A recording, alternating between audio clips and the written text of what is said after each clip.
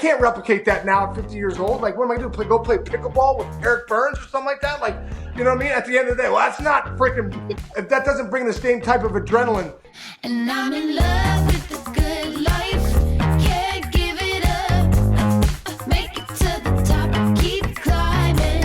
I wanna live it up. The good life. I'm coming up. I'm coming up. The good life. Good life. Oh, good life. Good life. Good life. Good life.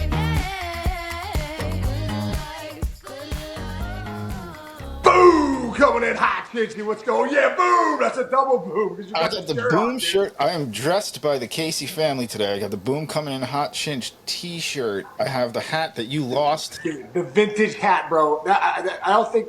Well, I gave a couple of them away, but there weren't many made. I gotta see if we can remake that. But you have one of the originals. It is. That'd be like taking the Honus Wagner card, recreating, and go, well, yeah, I got the Honus Wagner. No, you don't have the original. No, this is like when David Wells wore Babe Ruth's hat to the on the on the field one day. Did you know that? Do you remember that? Oh, to play? Dude, he bought a Babe Ruth hat, and then he comes out, and you remember those hats those guys wore. It was Oh, like yeah. stuck to your head. They were stupid Yeah, looking yeah. hats back then. He wore it to start a game at Yankee Stadium. Didn't tell anybody. Joe Torre got very upset, made him take it off in between innings, between the first and the second innings. It's a crazy story. Look it up. Oh, did he really? No way. Boomer don't mess around, man. We should get him on. We've never had Boomer Wells on. You got to know him. Oh yeah, I'd love to get. We got to get Boomer on. I know Boomer. Yeah, it'd be great to have him on. I tell you the truth. It's funny you say that about the Yankees. Really quick, I just got my hair cut by my man Davey Castillo, who's Davey Cuts, who does all the Yankees, all the he does the Knicks, the Giants. Just a great guy. He's become a great friend. Since I was with the Yankees.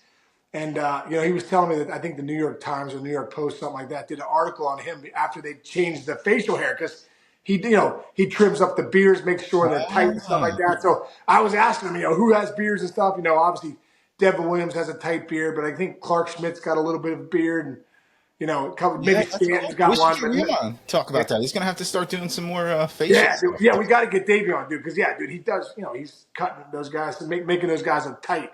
Yeah. Calls it that custom. You can't say, hey, can I get a haircut? You got to say, hey, can I get a custom today? Oh, really? Custom cut. It looks good. Davey, You look good. Davey cuts, baby. Check it out. Nice, nice. Hey, so yesterday, was it yesterday? Tuesday. Tuesday, you were in Brewers camp. I saw a nice picture of you with Mike Vassallo, one of the best in business PR. How was it over there at the camp? How the Brewers looking? Bro, it was awesome. And I got to see our guys. I got to see, not only Reese Hoskins come on with us, but I got to see Bryce Terang and Garrett Mitchell and those guys that came on. Yelly, I talked to Yelly a little bit, coming back from that back surgery. It was awesome, dude. I tell you what, much respect to go in those clubhouses, dude. I don't take that lightly. I'm sorry. Like, no, I'm not sorry. Like, I was a guy, like, if you didn't earn the right to get into a clubhouse, like, you weren't allowed in there. That's how I felt. I don't know. That's how I was taught when we were coming up. And I still kind of feel that way, dude. I feel like, if you're not, you got to earn the right to be in a clubhouse. You got to be a player. You got to be a media member. Like, just for anybody to come in and hang out in a clubhouse, no. You get out of here. So first thing I said to those guys was, I'm honored to be in here, and I appreciate it because I know what it takes to be in one of these clubhouses. I know how hard it is to be in one of these clubhouses. I know how hard it is to wear that uniform day in and day out. I know how hard it is to be at spring training, getting ready for a season, feeling like you're grinding, and there's still 3 weeks to go. You know what I mean? Like, so that was my first message to these guys. Like, thank you for letting me in here because I didn't like people in my clubhouse, and the fact that Pat Murphy asked me to come in and talk, I'm very grateful for that. I told a couple of funny stories, dude. I told the bratwurst story because that was a Miller Park story. So funny, dude. Such a. I mean, the guys were laughing. They understood what I was saying too. That's great. And I got the first hit at Miller Park, last home run at Milwaukee County Stadium. So I kind of like brought that in at the beginning. Nice. But my message was this, Chinch. I don't know if I've ever told you this story or ever told it on the air, but I remember in 2009, January 2009, I decided to retire, and I called one of the beat writers for the Reds. I didn't know I don't know how you retire, but I called somebody. I think they announced it, or guy wrote a quick article or whatever. It was 2000. And I remember one day it was like 11 o'clock in the afternoon. It was probably a Tuesday afternoon. I don't remember exactly. But it was a weekday. And my kids were all at school. My wife at the time, Mandy, was at like yoga or something. Nobody was home but me. I remember looking at the ESPN ticker, dude. And and across the ticker with the MLB. Then all of a sudden the news came in. Sean Casey, 12-year veteran, 3-time All-Star, 302 career average, retires. And it just went across that ticker, bro. I remember standing there in my room in the living room, and I was like, wow, man, that's it. Like, that's it. Like, and then, thinking back, like 15 years, all the routines, all the weightlifting in the off season, all the cage work, all the feels and trying to figure out your swing. Being up at night in the hotel in the mirror at 3 a.m. trying to figure it out. Being in church, doing my, coming out of the hotel to sign an autograph, coming out of a game to sign an autograph for a kid. All the things that you did, for those 15 years, the hard work, the blood, sweat, and tears, getting after it, the teammates, the guys you were with, going to dinners, being on flights, being on the buses, it's over. Like, it's over. And I remember, dude, if I look back at that time in my life, that was not an easy time. It was like almost like grieving the loss of a relationship, grieving the loss of somebody. I was like kind of grieving the loss of baseball at that level, And what I said to the guys was, I said, I remember Ray Knight, not my rookie year, one of my first few years in the big leagues, probably 2001, my 4th year.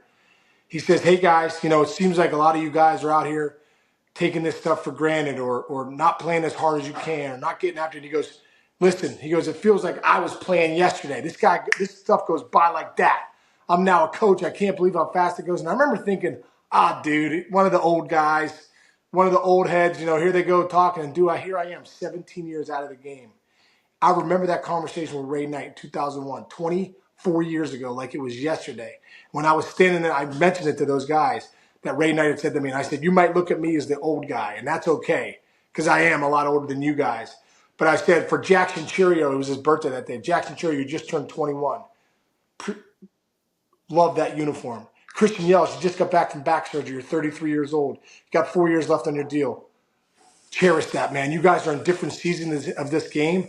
But for all the guys in this clubhouse, you never know when they're going to take that uniform off. You never know when you're going to see your name cross that ticker and say, so-and-so retires. So I said, while you have it, don't miss it. Be grateful for being a big leaguer. Be grateful for the eye-hand coordination and the talent that you have.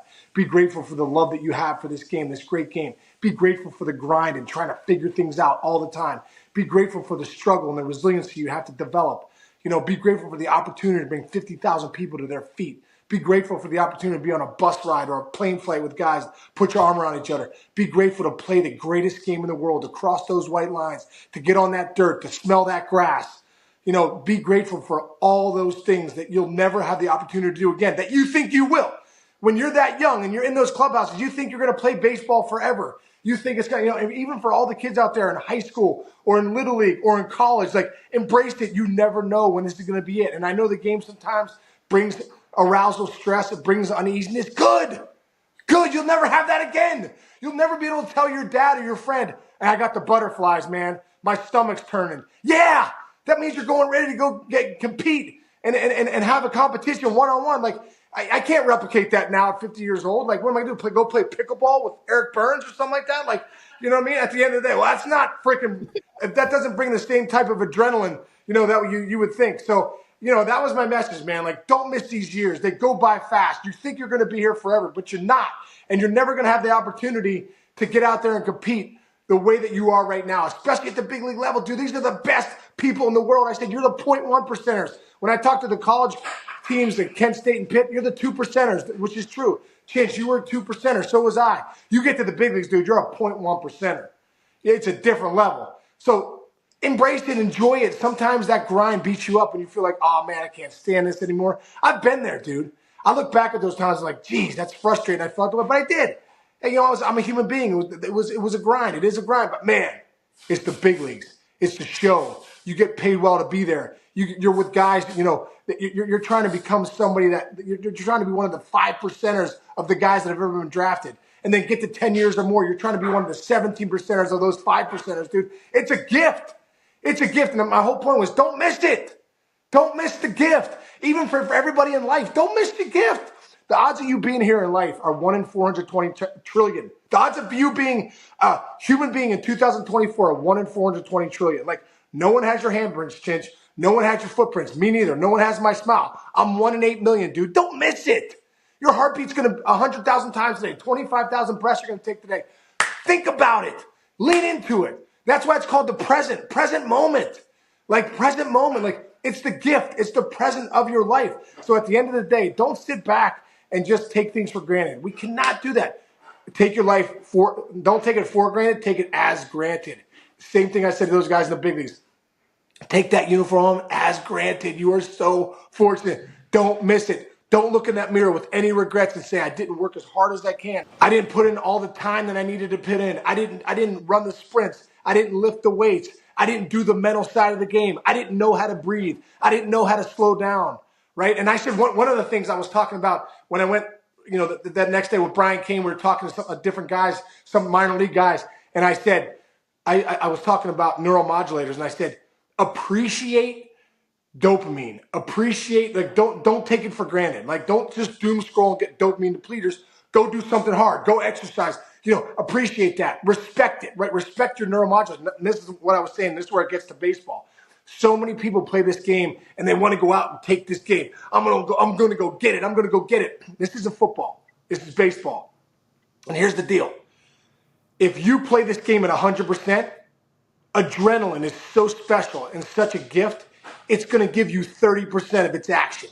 It's going to give you 30% of readiness. It's going to give you 30% of that, that stress, ready to go, ready to perform, right?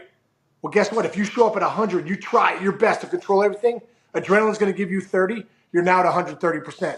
You're now in trouble. You're now off the rails. You're now going to be an inconsistent player. I said, respect the fact that you get adrenaline. Play this game at 70%. Slow down. See the ball. Let it travel as a hitter. On the bump. Slow down. Get a breath. 70%. Adrenaline's going to give you the other 30. That's your 30. That's your 100% player. Those are your big leaguers, dude.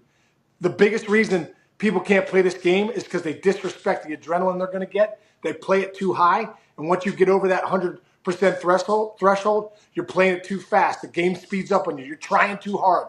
You might run into a couple balls and you might have hit a ball 450 feet, but you're going to be an inconsistent player. You're going to be a minor league player. So those are some of the things that I had going on, dude, in my mind right now. We didn't even talking about this, but that's in my body. That's in my mind.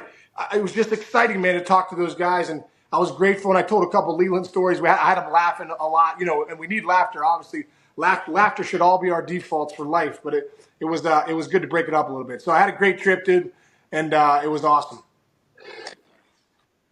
Dude, that is great. I mean, I don't even know what to say. You said it all, dude. That's fantastic. It's funny. I had my mind going. I mean, like you said, much lesser level. I knew I wasn't going pro in baseball, so I actually knew when my last baseball at bat would be in my life. And at a home game, it was like midweek too, right before finals in my senior year of college. And I go up to the plate. We're down by, we're tied in the, we're tied in the bottom of the sixth inning, 7-inning game back then. I come up with one out and a runner on third base, and I'm like, this is unbelievable. I go start walking to the plate. My entire team got out of the dugout and stood and started clapping. And I almost started crying. And I'm like, what am I going to do? It's my last at bat. I'm going to cry. I'm going to be standing at the plate crying because my entire life it's Rich Gentromino, baseball player. Like, that's all I knew. And then, I'm walking to the plate going, what am I now? Who am I now? Because I didn't realize, I'm like, holy cow, it's a culmination. Tomorrow I'm not playing baseball. And like you said, the second part about that, the adrenaline thing, I remember, because I was, me, in my mind, I'm like crazy. So and I played baseball, basketball, football all through high school. I played baseball in college. I'm a college athlete, all this and that. I'm like, how am I going to replace this adrenaline? And that is something to think about because I was like, what am I going to do? Lucky for me, I got into sports TV and I got into live television. So, for 13 years, I was sitting in a control room, MLB Tonight, 9 to 1, no rundown, everything's live. I'm trying to tell everybody this is what we're going to do now when I don't know what we're going to do next. And I'm like, oh my God, That gave me an Yeah. adrenaline rush for my career to kind of replace, but it never, ever replaces being between the lines and competing against people, looking them in the face, going, I have to beat you, and you have teammates, and you have all of that stuff, and the locker room, and the trips, the crappy bus trips, all that kind of stuff. You will miss that, right? You're going to miss that just as much as you're going to miss all the fun stuff. The stories you have about failure and like horrible stuff and like falling out of your bed, drinking before a game, like all that. You've told me stories that stuff will Never, never be dude. replicated Chance, in that your is life. so good, Never. dude. That is so good, and that's what I mean. Isn't it funny too that you're like 2-2 in the sixth, coming up 2 outs? You could like Yeah, sack hit a fly, sack dude. fly. By the way, hit a sack fly. We won 7-6. And by the way, real quick, here you remember everything. It was against Fordham, which I was between Fordham and Columbia to go. So I'm like, my last game is between the two teams, the two colleges that I was considering going Yeah. to, and I'm facing Nah, that. it's incredible, You dude. never And you're forget right that too. And stuff. you're right too. Like, Rich Cincinnati, baseball player, dude. Same way, man. Sean Casey, baseball player. Like, what's your identity? Definitely a big thing. But you're right, man. There's so many different things. The bus rides, the stories that you guys have. So many stories from my guys at Richmond. So many stories in the big leagues. Of stuff that we did. I remember one quick story. You know, talk about not doing stuff ever again. I was in Boston in 2005, and dude, I had night terrors back in the day. Whatever, I had night terrors. I used to always walk in my sleep. I passed it on to my kids. My son Andrew's got night terrors. My son Jay. It's like I feel bad for those guys. Carly sometimes like my bad. I blame my uncle Mike and all whole mom's family did it. So like it was like it's like genetic. So one time, dude, I'm in. Yeah. Sometimes you wake up, Chase. Look it up. They're called night terrors. Sometimes you see just like silhouettes of things in your room. So this one day we're in Boston playing the Red Sox. I wake up that night, dude, and I'm like, I look and I swear to God, there was like a New York sewer rat in my room. And I was like, what the? And I freaked out, dude. I remember, oh my God, there's a rat in my room. And I was like, I remember being on the bed. So then I get outside the room, dude, and I'm like, literally, I'm in the hallway and I'm kind of looking. I'm looking. Bam, the door shuts on me. And then I wake up and I'm like, oh my God, I'm sleeping. I'm sleeping. So I wake up, dude. I'm in my underwear, no clothes on, and I'm like, I don't have a key. It's like 4 a.m. So I go downstairs, dude. I go downstairs to the front desk. I'm like, hi, how you doing? They're like, yeah, can we help you, sir? I like kind of look like I'm homeless off the streets. Like, yeah, I'm a guest here. I go, I got night terrors. I just locked myself out of the room. I'm like, is there any chance you could let me back in? They're like, what's your room number? And I didn't know the room number, but I couldn't remember the room number. It was the first night in because you're in different cities. I'm like, well, my name's Sean Casey. Well, dude, I stayed under an alias. I stayed under his dad's name, John Kanka. Oh my So gosh. she goes to look it up, nothing. She's like, sir, you're not on here. And I'm like, oh. And then all of a sudden, two security guys come out of the back. And they're standing there. It's like, I go, I swear to God, I go, I'm the first baseman with the Cincinnati Reds. We're in town playing the Red Sox.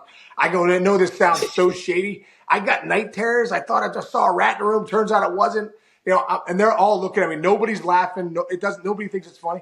I'm like, I swear, if you look up John Kanka, because I didn't have an ID, nothing. If you look up John Kanka, that's really me. So anyway, dude, the guy escorts me to my room. I have to go and get my wallet and pull out and show my ID and show that I am who I am so I could go back to bed. I'm going to miss those days, dude. Those days, Um, that'll never happen again you in know, my life. it's so good. That's so good. Well, I mean, we were going to go here too. This is a nice little transition because the Kansas college baseball team has something that nobody in the history of the world has. And they did it yesterday, dude. They went back to back to back to back to back 5 consecutive homers in an NCAA Division One game. It's a record there. It's never been done in baseball. Remember, we had the 4 home runs in a row with the Dodgers. That was Nomar and those guys in a crazy game back in the '90s. But like, Sarah, what time dude, is it? how crazy is it Dude, to hit five five home homers? Are runs you in a row? kidding me, dude? I was incredible. I saw that. They were bombs, too. They were legit. The one dude went lefty bomb. One guy's out front, crushed one to left center. 5 homers in a row, dude. That is so freaking hard to do. I mean, anywhere, dude. If you were in Little League and you had 5 of the best hitters, it's tough to get a pitch and hit 5 in a row. So we never see that again, dude. No, never, That's never. incredible. Nice. And dude, those are the stories you'll remember in college, bro. Those are the stories. Those kids will remember. When they're done at Kansas, they may never put the uniform on again. But I'll tell you what, when they're our age and they're older and when they're grandkids, they'll be telling about the 5 home run game they were part of or one of those guys hit that 5 home runs, and you'll be able to look it up. So good. Yeah, So incredible, good. man, incredible. Great Kinty, way to get great our stuff. Thursday going, dude. You got me all fired up. Let's go. Let's go, man. Hey, that's what I was holding that inside, dude. I was holding that inside. We didn't talk yesterday. We had Dimitri on, which was awesome, but I was holding that in to get it out to you. So I love it, man. Love you, brother. Love everybody. Thanks for listening. Don't forget to subscribe and download if you can. It's free, and we need it. I'll talk to you. See you tomorrow, buddy. See ya.